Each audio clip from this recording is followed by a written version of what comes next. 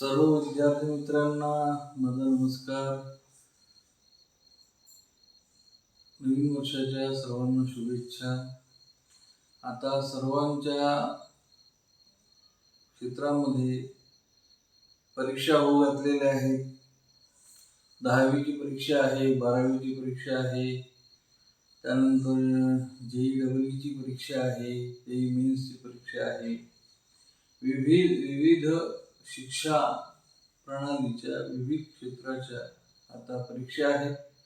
त्या परीक्षेच्या दृष्टीने विद्यार्थ्यांना चांगलं यश मिळावं, चांगलं प्रावीण्य मिळावं आणि भविष्यात ते चांगल्या प्रगतीला जावेत या सदिच्छेने आज आपण विद्यार्थ्यांनी काय करावं, उपासना काय करावी, कशा पद्धतीने अभ्यासात त्यांना यश मिळेल या दृष्टीने काय उपाय आपण करावा आध्यात्मिक दृष्ट्या हा विषय आपण आज घेतलेला आहे.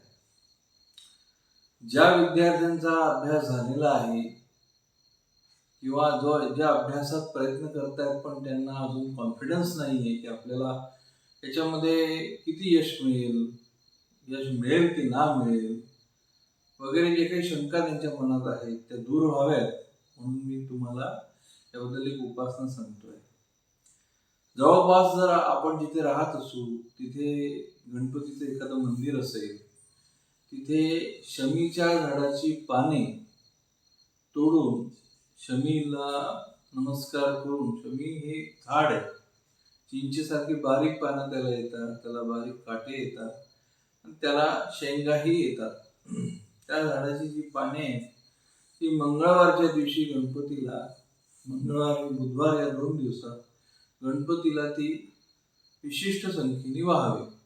उदाहरणार्थ 108 पाने गणपतीला व्हावी आणि गणपतीला ती पाने वाहिल्यानंतर, लाल फूल वाहिल्यानंतर, गुळाचा नैवेद्य दाखवल्यानंतर गणपतीला आपल्या विद्याभ्यासामध्ये, परीक्षेमध्ये चांगलं यश मिळावं म्हणून प्रार्थना करायची. त्यासोबत शमीच्या पानांचा जो प्रयोग आहे तो देवीच्या उपासनेची आहे.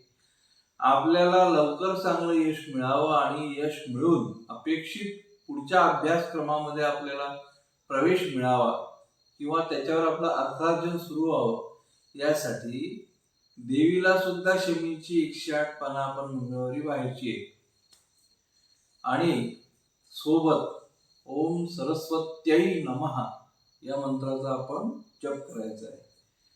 किमान रोज 3 वेळा जप आपण जर सुरू केला तर येणाऱ्या 1-1.5 महिन्याच्या, 2 महिन्याच्या अवकाशात ज्यांच्या परीक्षा आहेत, ज्यांचे टेस्ट आहेत, त्यांना त्याचा अनुभव चांगला दिसून पडेल.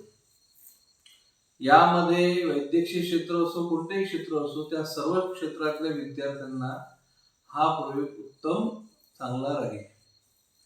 तसंच ज्यांना याहीपेक्षा उत्तम यशाची कामना आहे, कसल्याही प्रकारच्या अडचणी नकोच आहेत, त्या विद्यार्थ्यांनी यासोबतच पांढऱ्या गुंजीचा वेल जो आहे त्या वेलाचा जे मूळ आहे पूर्व दिशेचं ते सोमवारी सकाळी 7 ते 9च्या दरम्यान काढावं, ते ताविजामध्ये टाकावं. त्याच्यावर ताविजात टाकण्याच्या पूर्वी गाईच्या कच्च्या दुधाचा अभिषेक करावा, त्याची पूजा करावी, श्रीसूक्ताचा अभिषेक करावा, काही येत नसेल तर तसाच अभिषेक करावा आणि पूजा करून त्याला अत्तर लावून ते ताविजात टाकून धारण करावं. त्यांना त्याच्यामध्ये निश्चित यश येईल, अगदी निश्चित.